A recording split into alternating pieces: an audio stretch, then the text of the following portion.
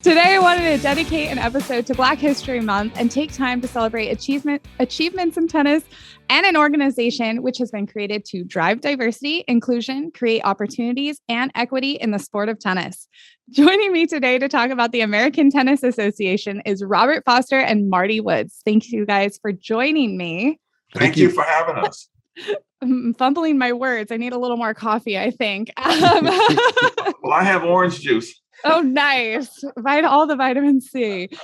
We have a lot to chat about today. I really appreciate you joining me. Marty, you are always such a great connector in the world of tennis. I emailed Marty. I said, we got to do a Black History Month episode. What you got? And this is what has manifested. So I want you guys both to introduce yourselves and sort of explain how the ATA came to be a part of your life. And then we'll go into depth about the ATA and all of that.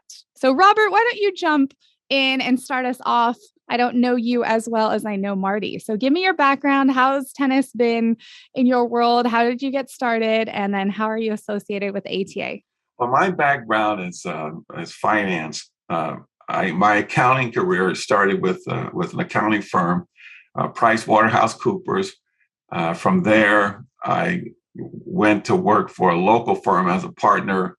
And then from there, I went to work for one of the large defense contractors, dealing in hedge accounting, international finance. My territory for a while there was the Middle East, meaning Abu Dhabi and Riyadh in Saudi Arabia, mostly dealing in foreign currency hedging, statutory filing in these regions.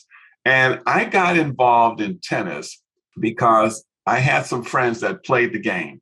Now, I had picked up a racket in my 20s, of course, going out there, and I was athletic, at least I thought I was. And then in my 40s, and at Centinela, at Ed Vinson Park here in LA, some guys I know said, well, let's go play some tennis, some doubles. So I went down, I was embarrassed, totally embarrassed.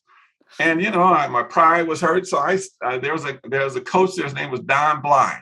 So the coach took me in and started giving me lessons, and I caught the bug. It's funny because I was playing golf before I got into tennis, but I just couldn't get the athletic rush that you get from tennis, And so I got addicted.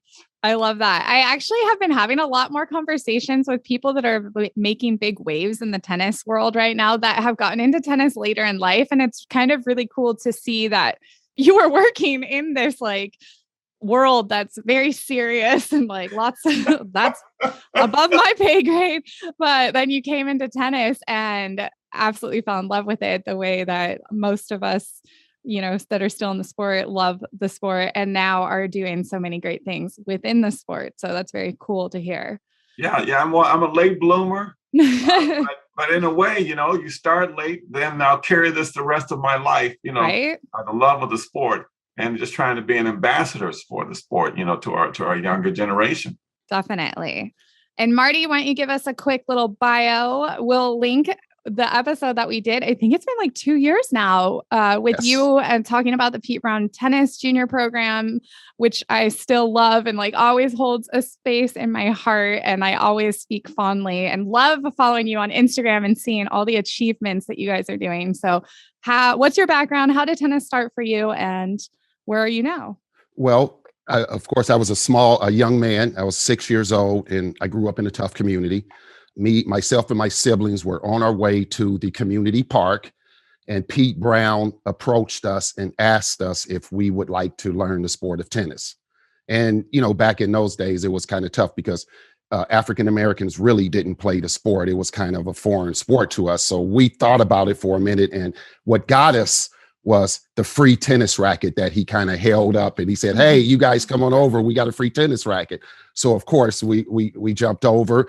And the next day I went home and our mother came back and signed us up. And it was a safe haven for me in a tough community pretty much until I got to college. And Pete was instrumental in helping me pick a college.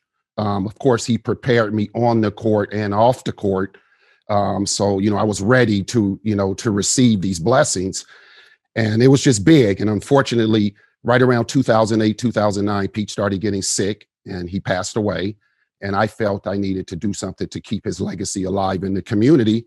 That kind of gave me an opportunity. So I started the Pete Brown Junior Tennis Program, partnered with great folks like you guys at Tennis Warehouse, a few other organizations. And right now we've got 6 kids into Division I colleges that we've prepared with our Pete Brown college prep program. Of course, we prepared them on the court and making sure their skills were developed. And I'm proud of that record. I could say right now we're batting 1,000. Yeah. So this year we have 2 seniors that have not made their decision yet. So I'm not going to jump the gun, but they do have it narrowed down. So hopefully we'll be making that announcement soon. But yes, I'm just enjoying the journey. That's awesome. And we actually, obviously we're tennis players and tennis fanatics at Tennis Warehouse. We were talking about one of your players that was at Berkeley, but just transferred to LSU, right? Yes. So we follow them closely and definitely have chatter, and they're like, oh, that's so awesome. I don't know. LSU is Berkeley is an amazing program, but LSU is a pretty amazing program too. So it's been fun to watch the success and see like some of these younger players just starting, and then all of a sudden they're like signing college scholarships. So very cool. Yes. And it was really it was really a blessing for Kent is who you're referring to, because he actually finished his undergrad at Berkeley and now he's doing his master's and playing tennis at LSU. So that was big. So thanks for bringing that up. Of course. That's amazing. Well, how did you two meet? I'm hoping that there's like an ATA connection and then we can go from there, but maybe it's a fun story. How did you two meet? Well, I'll let Robert take it. The Pete Brown program, Marty is really a visionary. Because he has a vision to take what Pete Brown had and to take his legacy and move that forward. Mm-hmm. When you look at the programs around the country, this is 100% volunteer organization they have at the Pete Brown, and the lessons are free. And so I got involved by going over and to see what was going on with the program and introducing myself to Marty. And Marty just basically, Marty. Giving, open, easy to approach person. And we just hit it off because, our missions are the same. The American Tennis Association, and you're speaking of Black History Month, started by a gentleman named Carter G. Woodson in Washington, D.C. He was actually the second PhD graduate of Harvard after W.B. Du Bois in 1912. And so to give you the lay of the land at that time, imagine this. In 1896, you had a Supreme Court case called Plessy versus Ferguson. And what that did was to say that you could be separate but equal. And so it basically started to institutionalize segregation in the society. Now, tennis, the United States Lawn Tennis Association at that time, which began about 1881. And so that was totally segregated, that the Blacks were not allowed to participate. Now, in 1916, the American Tennis Association was formed at what was called the Colored YMCA on 12th and U in Washington, D.C. Now, you had some very affluent, middle class, what we would say the upper crust society type folks in America. They got together because there had been a circuit of tournaments, but they were not connected by a national organization. And that had been going on since the 1890s. I know a lot of people don't know that Booker T. Washington, who started the Tuskegee Institute, he built a couple courts in the late 1890s at the university. So here we are in the Colored YMCA, and it was started by a guy named Anthony Bowen, who in 1853, he bought his own freedom. And he started this YMCA. So that YMCA, the 10th Street YMCA, has been around since then. And it's in a neighborhood called the Shaw District. And and coincidentally, Robert Shaw led the raid. He was a white officer who led all of these colored troops on the raid on Fort Wagner. And there was a movie called Glory that Denzel Washington and a lot of folks made famous. That was Robert Shaw who led that. But anyway, back in 1912, these guys got together and they said, we have got to come up with a national program or a national organization so that we will have a place to enjoy, or an organization where we can fellowship and enjoy this game that they fell in love with. And so they formed, which is now the oldest African-American sports organization in the country. Imagine, tennis is the oldest national African-American sports organization. And so you see, because of the segregation laws, which it was Plessy versus Ferguson, which, now think about this, that was the law of land until 1954 when you had the Brown versus Board of Education. And then imagine that anyone, and in the 60s you had, so imagine anyone born between the 1950s and the 1970s, they still had a sense of this sad legacy that was put in the law by the Supreme Court in 1896. So that kind of gives you a flavor of Black History Month. And Carter G. Woodson, who started, it was only a week then. It was called Negro History Week. Started, I think, the first week in February. And his goal was just to have Black history celebrated. And hopefully his thought was that public educators would pick that up. I know he would be very proud to see what has happened now. Now you have some people say, well, why do we need Black History Month? Now remember, put yourself in 1906, or what was it, 1926 when he started this. 1926, you had the Red Race Riots of 1920. Here we are in 1926, and he just wanted to have that time Negroes to look at themselves, to celebrate some of their accomplishment, because if you looked at the school system there, they probably weren't being published. So it's more of a celebration than saying, hey, we need a month to celebrate. No, we want a month where it was a week, but a month now, so that we can make everyone aware and educate the world on what's going on. Much like you have Hispanic Heritage Month now, you have the Pacific Islanders, everything. We even have every segment gets to have a celebration, even St. Patrick's, you name it. So it was nothing more than that. I love this. I'm like, that's amazing. But I feel like this is so cliche, but it's not been that long since all of that was happening. Yeah, that's right. It's wild. Michelle, think about it. How long it takes for a sense of the mental pain to go away. We all have it. And I think, and I talk to some of my friends, I say we all have these built-in biases, and we all have these built-in blinders. When you look at the white society at large, you say, well, they have privilege. Well, I say to my friends, yes, that is true, but they were born into that. Much like we were born, all of us who can walk are in wheelchairs. We have privilege. I can go to a restroom sometimes and I don't see a button. So if someone is in a wheelchair, they can't get in. But oftentimes we who have that privilege of being able to walk, we don't even notice them. It's almost as if they don't exist. And so, I tell people there's a difference from being privileged and being a negative person by nature. And that's the type of thing that, Carter G. Woodson was trying to do, is to have something that would get into the public education discourse, that it would educate the kids. Because he said, and these are his words, he talked about people who were committing lynchings at that time. He said, well, they had to learn it from somewhere. They had to learn that behavior from somewhere. And a lot of it comes in how well they're being educated in the school system.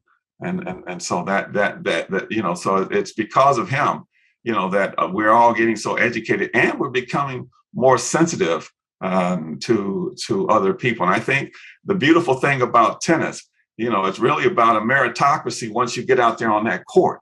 Mm-hmm. And when we get programs, like Pete Brown, who are pulling all of these kids from the underserved community on the court, you have white kids, you have Asian kids, you have all these kids.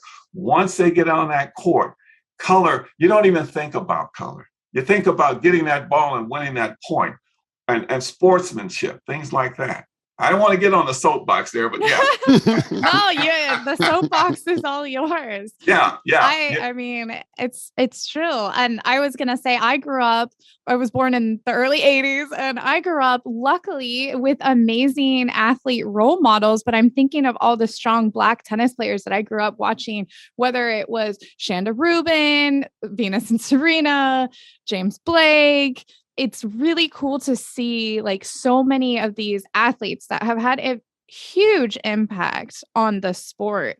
Maybe you can talk to me about even some athletes that aren't on my radar, or maybe aren't as famous or as popular, or maybe maybe they're a bit older. Because I know the ATA website has a ton of profiles on amazing athletes who have kind of paved the way and like maybe been the leaders in tennis.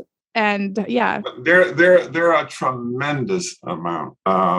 Let's see here. Oh, or Arthur Ashe. I forgot about Arthur Ashe. Well, Sorry. Those are the ones that are well known. Yes. There was a guy who just passed last year. His name was Robert Ryland, Bob Ryland. Now, Bob Ryland lived to be 100 years old. Now, he was considered the first Black professional tennis player. By professional, I mean, remember, the Open era didn't start until 1969, 1968, where at that time it was called the United States Lawn Tennis Association. They were considered not a professional. They pay for your travel, your entry fee and all that, but they weren't considered a professional tournament. Well, you had a group of, I guess you would call them like barnstormers. They would go around and they'd have professional tournaments. And so Bob Ryland was brought in, I think it was Cleveland. There was a big tournament where, the professional circuit, the white professional circuit brought Bob Ryland in. And Bob Ryland, I'm working on an article now on this lady. Her name was Mary Ann Seams. They call her Mother Seams.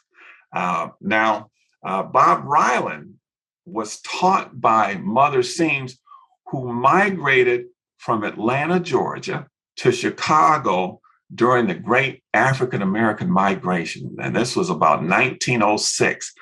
And she and her husband in segregated Chicago, they bought property in the segregated South Side of Chicago, and they built 4 tennis courts next to their house. And so Mother Seams, she is considered the mother of African-American tennis in Chicago. And Bob Ryland, who worked with Arthur Ashe, Thea Gibson, they are, part of that African-American tennis milieu, so to speak. Mm-hmm. And then Zena Garrison, you can mention Zena Garrison. Well, when you look at James Blake, he played ATA. Coco Gauff, who is out there now, she played at our National American Tennis Association tournament. And then one that is really we're so proud of is Katrina Adams. Mm-hmm. Katrina Adams, she played at the club that Mother Seams started with a few other people back in 1912, called the Chicago Prairie Tennis Club. So Katrina Adams started there. And Katrina Adams, of course, went on to be the president of the USTA. She was on the professional women's tour. She's won titles. And now she is a champion out in the community for all tennis communities in the country. Yes, and just to add to that, don't forget the legacy of John Wilkinson Yes. at McGregor Park in Houston with Zena Garrison and Lori McNeil. They were huge. And one thing was we were able to get a group of kids to participate in the 100th year anniversary of the ATA in Baltimore. And we took a great young team down, and we took a young lady by the name of, and you may know her, Michelle, Katrina Scott. She was 12 years old at the time, and she ended up sweeping through the open draw and the junior draw and winning the championship. And then right after that, of course, she went and she turned pro at an early age at 17, and she's now on the professional tour. And back when I was coming up, it was exciting for me to get to the ATA also, because we always wanted to see who the next up and coming Black players were. Mhm. So just wanted to throw that in. But you're doing a great job, Rob. Fantastic. Tag team. Wait a minute. Yep. We have a local tennis legend, Maurice Hunter. I wanted to give a shout out to Maurice, because Maurice, he started in Detroit, Michigan, Mumford High School, and they had an outstanding group of talent there. And so Maurice Hunter played the circuit. I heard that Maurice was even playing the senior tennis circuit now. So Maurice Hunter is one of our local legends. And then, of course, we had a guy back in the 40s. There was a white tennis champion. His name was Don Budge. And so Don Budge went into Harlem. There was a club called the Cosmopolitan Club. Now, this is kind of like, remember now, within the African American, in all the societies, we have, and when you look at, and when you introspect and you look at the intra community, there was the elite folks in the African American community in Harlem, and they played at the Cosmopolitan Club. But Don Budge, he played a young man from Los Angeles. His name was Jimmy McDaniels. So Jimmy McDaniels went to college at Xavier down in Louisiana, but Jimmy McDaniels was considered one of the best. He was undefeated. He was an ATA champion.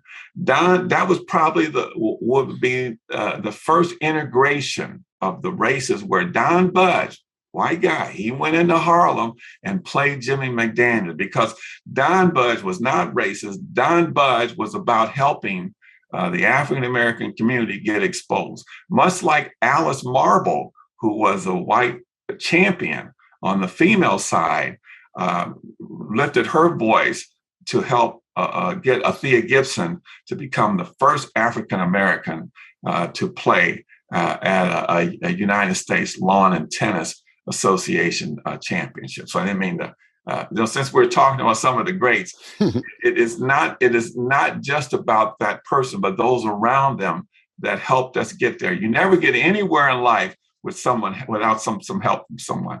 Oh, no, totally. And I want to obviously focus on all of the positive things that have come out, but it's, part of the history that I can imagine there was a lot of hardship for people. I'm sure they were dealing with a lot of negative people, or people, as you kind of alluded to, were taught to be a certain way.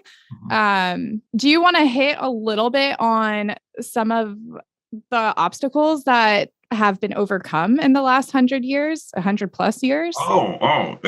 They're tremendous. But one, the obvious would be the integration, but then you have a sense of, and this is where I think the ATA and organizations like the Pete Brown program, we have an advantage, because culturally, we are connected. We are in the community. And this is why, we figure that organizations like the Tennis Warehouse wants to support a Pete Brown, because they are in the community. And when you look at the bigger picture, there are approximately 21 million people playing tennis in this country. It's a $6 billion industry.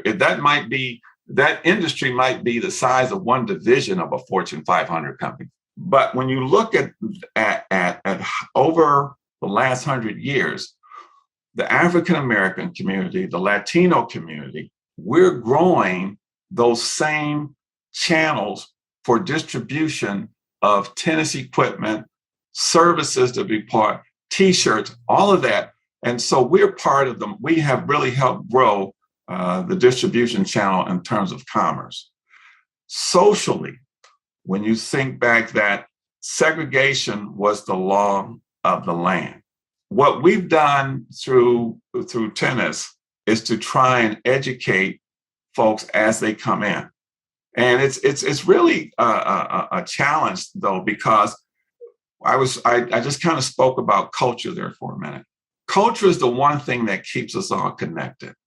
Like a church you go to, there may be affluent African Americans living in Brentwood or major fancy parts of cities, but on Sunday, they will find themselves coming to their church in the hood.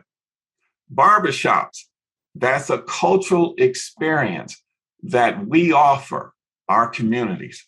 And I tell people a lot of times it's not so much about race as it is about culture.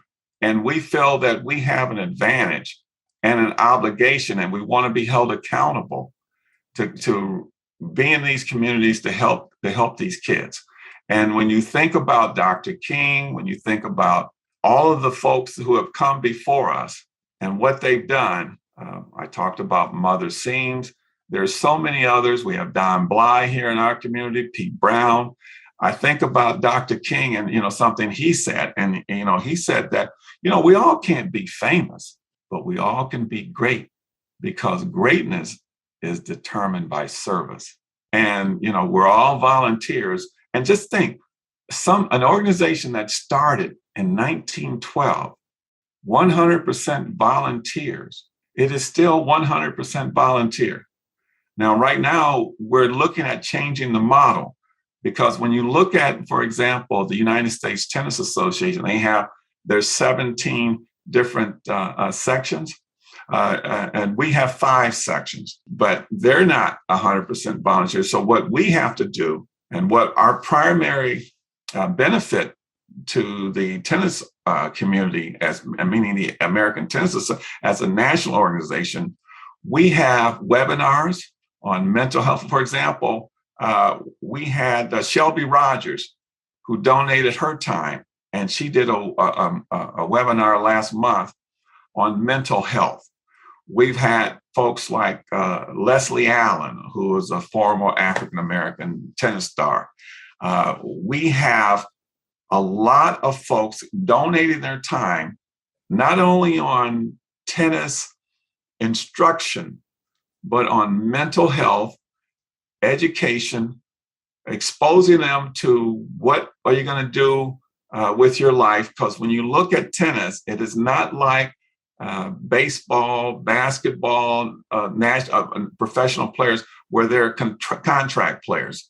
We're much like golf, where you kind of fend for yourself until you win.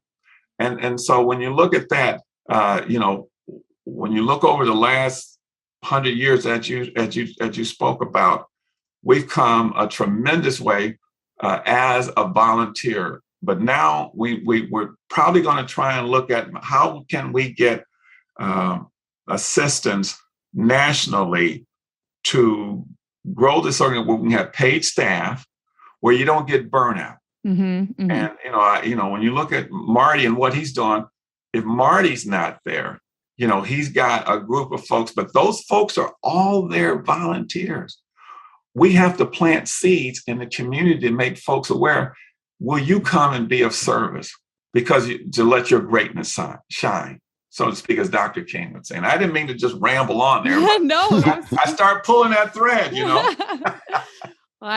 No, that's great. I love that. I was hoping you could also kind of go into, you kind of hit on some of the webinars and stuff. And I just saw that Shelby was there, and she's such a lovely lady. That's so cool.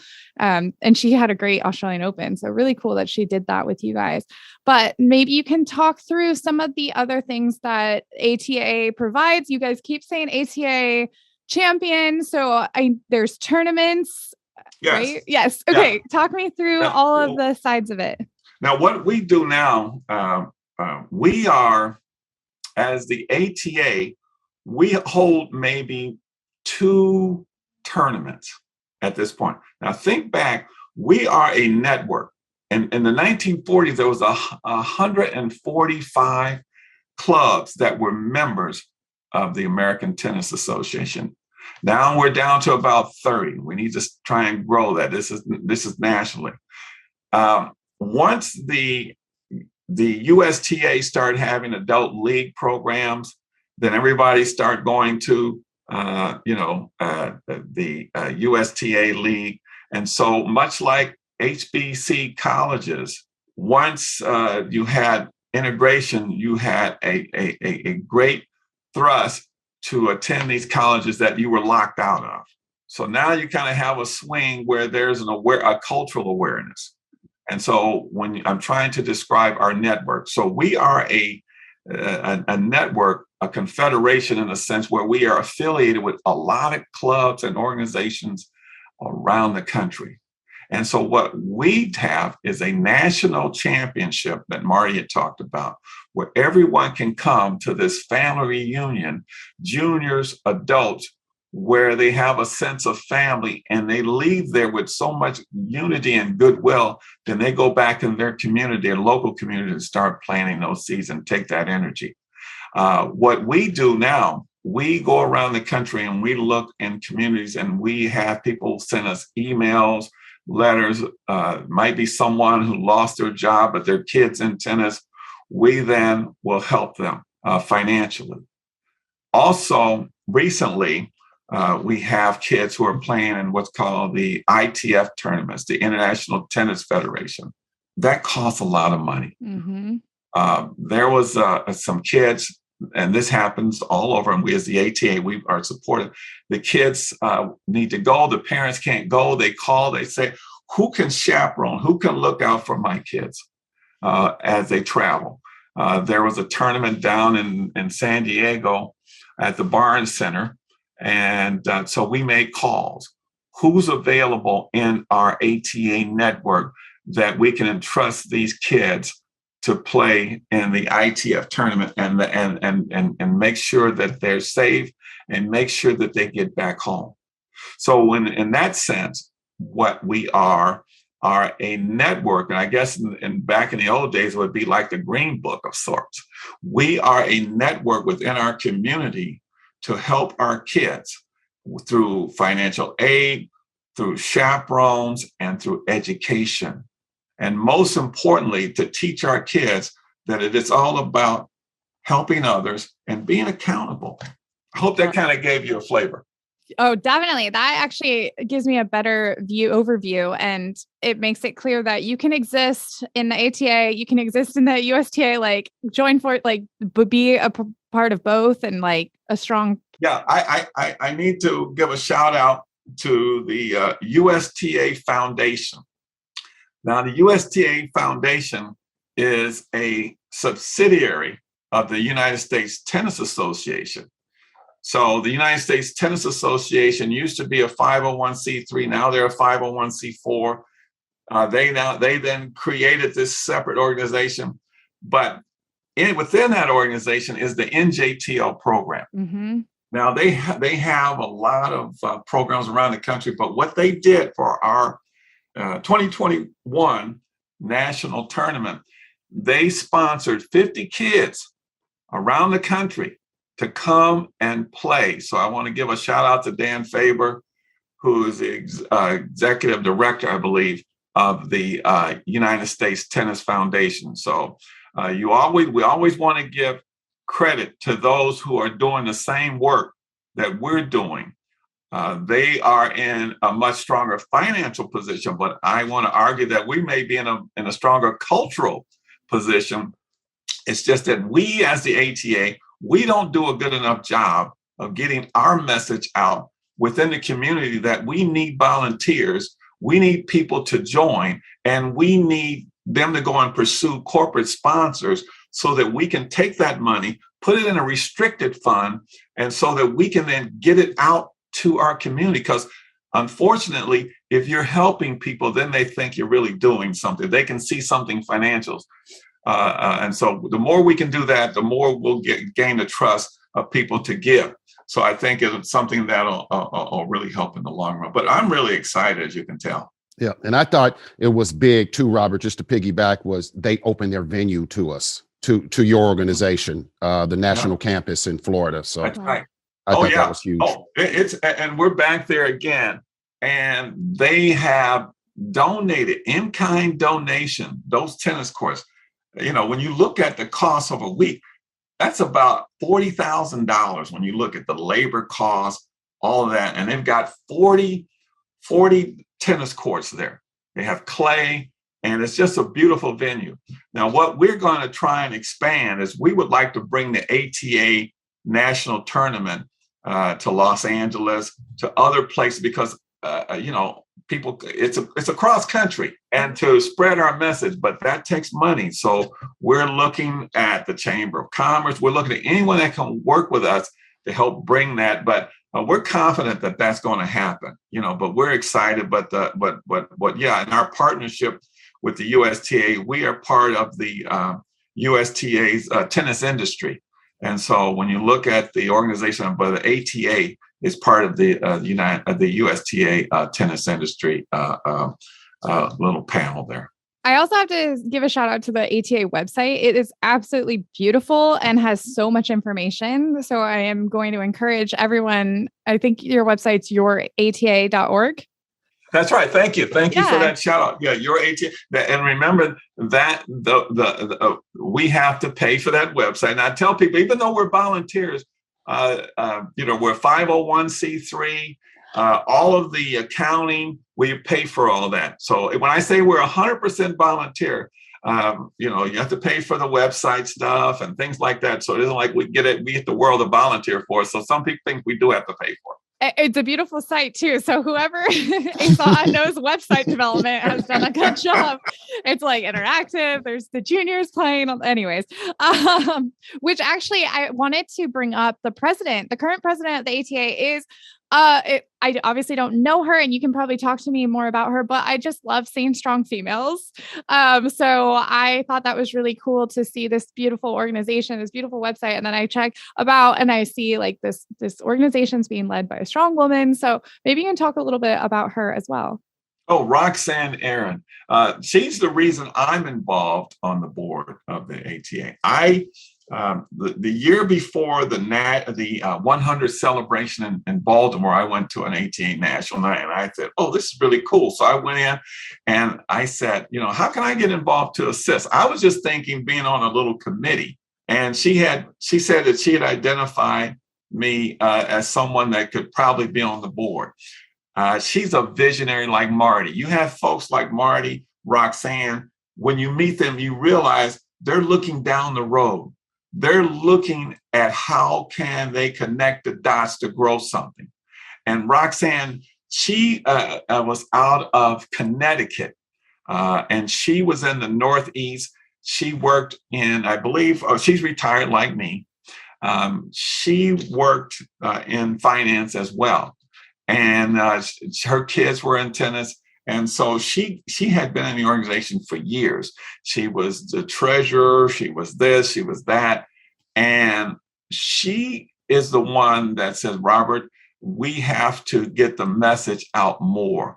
And she is not only well educated, but she is as down to earth as they come. And I am so thankful for Roxanne and everyone else on the team, because and I want to give shout outs to the team too. So I mentioned the 5 sections. For example, I talked about Mother's Seams in Chicago, whether there's a organization called MidTech, and this is like the Midwest section. And they're their own entity, and they're wonderful people there as well.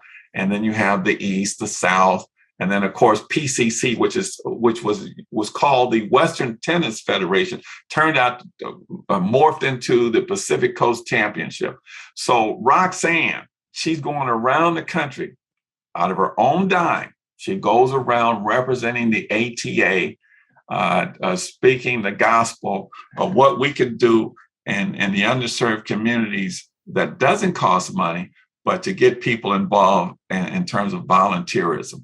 Anyone listening, this is your call to action. If you've been curious about donating your time, energy, or finances, it sounds like. Oh yeah. We have we're in Portland now. We brought in a couple clubs, and San Diego. We've got folks getting involved, and it's just wonderful. And having this platform, you never know who's going to be watching Michelle's show. You're right. You never know. And I have to, Marty, I have to give you a shout out real quick, because as Robert keeps alluding to, you are a visionary and you are so inspiring. And even maybe this conversation will go more offline, but this past year, I really have wanted to be able to replicate something that you have, like whether it's just your holiday drive day, gift drive, tennis day, like all of that. I really want to do that. I want to be the Marty Brown of San Luis Obispo. But it's so, sometimes you just like have this great idea and it's like, wow, it's going to take a lot of resources and a lot of hard work. And I don't even know where to start. And like to see what you have built and how you give back to your community and are helping so many others in other communities. I don't know how you have time to sleep, but it's like, he's got his hands in everything and helping so many people. And it's incredibly inspiring, incredibly inspiring. Thank you. I appreciate that. Yes. I'm really compassionate about this, as you know, and I see that same passion in you also. So keep doing what you're doing because you're shining the light also. Thank you. But yeah, teach me your ways. Yep. I'll be like, okay, but really no. And I guess it leads me back to like, we don't need Black History Month to elevate these voices and these accomplishments. And it should be any time of the year. But I do really appreciate that this is what kind of brought this together, because I feel like it's super educational, but also like, look at what you're doing. Look at the impact that you guys have on so many people, whether it's a junior player, someone that's now playing college, a parent, a coach, just someone volunteering their time. And, sometimes just that volunteer time is what keeps us going forward. And I mean, I selfishly say like, I love doing that stuff because I'll take that little selfish like bump in my heart. It's like, oh, it's a good day. We're doing good things. And we kind of spoke on this earlier. It's like that gratitude, how you move forward with your life. What is your role? Maybe you're not the famous one in the spotlight, but you're spreading your good vibes and sparkle. Yeah. No, and I appreciate that. And I really appreciate you letting me have this opportunity to introduce Robert and the ATA, because, I think everybody needs to know about this organization and why they exist. So I love it. Yes. We're going to shout it from the rooftops, get more people involved. What else? Is there anything else that we need to know? Any other stories we should talk about? I feel like I have all my notes, but I'm not sure if we can. Well, I think Robert could talk a little bit about the upcoming event. Aren't you guys have entertainment? Yes. That would be great. Yeah. On April 24th in Carson, California, at I think it's called the Dignity Sports. It used to be Home Depot, but it's open near Cal State Dominguez on April 24th between 12 and 3 o'clock. The Southern California Tennis Organization is partnering with us, and they're going to sponsor bringing Katrina Adams out to do a clinic for the kids. It's going to be between 12 to 3 o'clock. It is free. Also, we'll have some books to be given out, and Katrina is going to autograph her new book called Own the Arena. And I've read the book. I love it. She's going to autograph it. The ATA, we're going to have a booth there to sign up new members as a membership drive. And we're really excited about that. We're going to try and do other things in the future around the country by going in, doing an ATA membership drive. And people, and I want to point this out, we have a very diverse participation, and it's not a racial thing. We have white kids, Asian kids, and parents and adults who have joined our cause and either through donations or through memberships. I like memberships as well. I like people who you're talking what $25-$30. And when you look at our organization, it's much like those of you who are in sororities or fraternities. It's a way. It's a sense of unity. And I don't know if you look at our emblem, our ATA emblem. It talks about sportsmanship, unity, and goodwill. That's our motto. And I think those are great values to have. And so, irrespective of your background, what we want to do is to, there's a mythical bird from Ghana called the Sankofa bird, and it's about reaching back because we all have to help, no matter what your station is in life. There's always someone you can reach back to help, and so. But yeah, April 24th, Carson, California, 12 to 3 o'clock. Then also, I might as well pump our national tournament. July 24th, the week of July 24th, at the USTA National Campus in Orlando, Florida, where it'll be a level 5 tournament, so you'll be able to get points, parents. Also, we're going to have a nice banquet at the new Wave Hotel, which is right there, I guess, a quarter of a mile from the campus. It's walking distance. So they got a new hotel. Also, the Western Region tournament, ATA Western Region, is going to be in Las Vegas that same weekend that Katrina is going to be here in LA. Those of you who can go to Las Vegas, there's going to be a golf tournament, pickleball, and a doubles tournament in Henderson, California.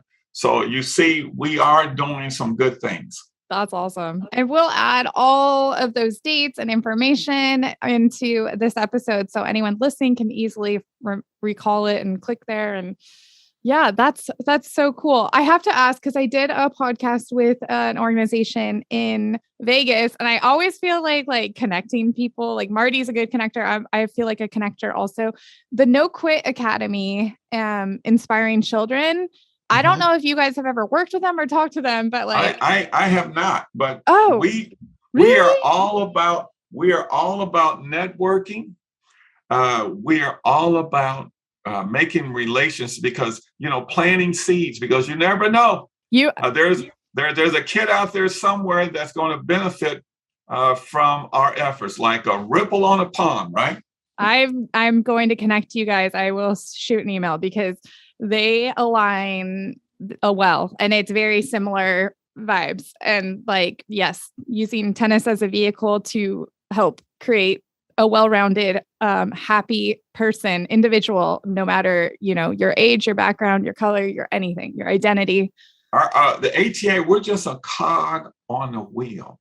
Yes. We're about affiliation. So when, like, for example, the Pete Brown tennis program is one of our member clubs, but it's an affiliation, not a hierarchy. Right. And that's the thing that people have to understand. The ATA is there as a network for member clubs, non-member clubs, to get their message out about growing the game, educational opportunities, because we think that education is really the key to helping these kids. They all don't have to go to college, but they must develop a skill or a trade through discipline of educating themselves. And we're there for parents too. And sometimes parents may think you look at organizations like Marty, might be babysitting, but no, there's growth that goes on there. And I like what Marty's doing because he has parents involved there. And, there's a gentleman, he's like the ATA historian. His name is Art Carrington. Art has an academy up not too far, Amherst, up in Amherst. And Marty says, Art says that, you have to get the parents involved. If you get the parents involved in the program, then they will help become the lifeblood. Because the juniors, if you wait on the juniors, there's a gap. And I know, Michelle, you're probably aware of this at the Tennis Warehouse. when you look at the demographics in the age between 30 and 40, they're not buying too many rackets. If they are, they're buying them for their kids. And then when you get older group in their late 40s and 50s, they're buying the pickleball rackets, the tennis rackets. So we see that too in the ATA. And what Art is saying, that we have to go out and focus on those people in their 30s who are too busy working to try and how can we help them to get out there with those kids and be out. And that's what Marty's doing in his program. And so that's what you call boots on the ground. And we love it. Marty, anything else to add? No, I just, like I said, I was really pondering on what I was going to do for this Black History Month. And this is everything I imagined it could be. So, and I think Robert hit all the nails, did a great job articulating the vision, where it's going. Some of the good things they have in place and why this thing is really viable to the whole globe, the global community, not just, our little island here in Southern Cal. So I'm just excited about where things are going. And just to kind of wet your beak a bit, and I know we'll get back together. There's a real big deal. We have a new partnership with an organization called Laureus, which is the Osaka Play Academy. So we got some really good deliverables on the plates for 2022 and 2023. That'll start soon. So, and I know that's another show because I wanted this to be pretty much about the ATA and Robert's vision. So looking forward to chatting with you on that. We will definitely do so. And I want to thank you for allowing me to come on and speak on behalf of the ATA. And, as a volunteer, I'm just thankful to have an opportunity to give back in a small way to our community. I appreciate you both taking the time and sharing. And I always kind of love to consume new information and learn about new organizations that I didn't know about before an episode like this. And it was fun to dive in. And like I said, I learned your website, super educational. I've learned a lot just from listening to you speak. And it's a wild story that I'm excited to continue to learn more. Even just hearing about one of the first, if I understood it correctly, one of the first coaches of tennis was a strong African-American woman. I'm like, let's go. Oh yeah. Well, I'll give you another tidbit. The first ATA tournament was in Baltimore, Maryland at Druid Hill Park. And that was the first ATA tournament. On the men's side, you had a guy named Tally Holmes, a recent graduate from Dartmouth. And on the women's side, Lucy Diggs Slow. She graduated from Howard, went to Columbia, got a master's degree in education. She started one of the oldest sororities, the AKA sorority. Now, and she became the first dean of women at Howard University. Lucy Diggs Slow. I imagine they're going to do a movie about her. But think about that. And so there are just so many strong women. And as I mentioned, Alice Marble. This was a white champion, and it was Alice Marble who spoke up to the United States lawn and tennis community in an open letter about Thea Gibson, and her pitch was, if baseball was integrated with Jackie Robinson, we should do the same in tennis. And it was Alice Marble who stood up. It was Don Budge who said, "Hey, later with this, with this racial talk, it's about meritocracy. Let them get out there and play." Love it. Yeah, me too. Yep. That's great. Yes. Any quote? I feel like "be the change" is just what's radiating from my heart right now. Be the change and be the best version of yourself. But any last words that you guys can leave us with? Well, I like to leave my famous quote where I point and give all credit to the folks up above. Mm-hmm. And may we all come together, and may we all be blessed.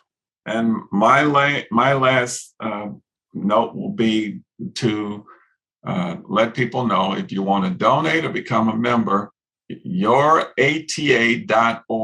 You can go to our website. Michelle has already said how much she loves it. Come check out our website. It's a work in progress. We want to build it. We're building our network of relationships around the country. And it's not for us, it's for the underserved communities where we can help. Awesome. And we'll link to everything and encourage everyone to go check it out and be a part of it and keep moving forward and see this ATA grow and continue to bring people together and create this beautiful community. Thank you guys so much for joining me. I really appreciate it. This is an awesome episode. Super amazing. As always, Marty always is like the best. That brings the energy big. Thanks, guys. Thank Tennis you. Talk tennis, folks. Talk tennis. Yes. Yes. Yes.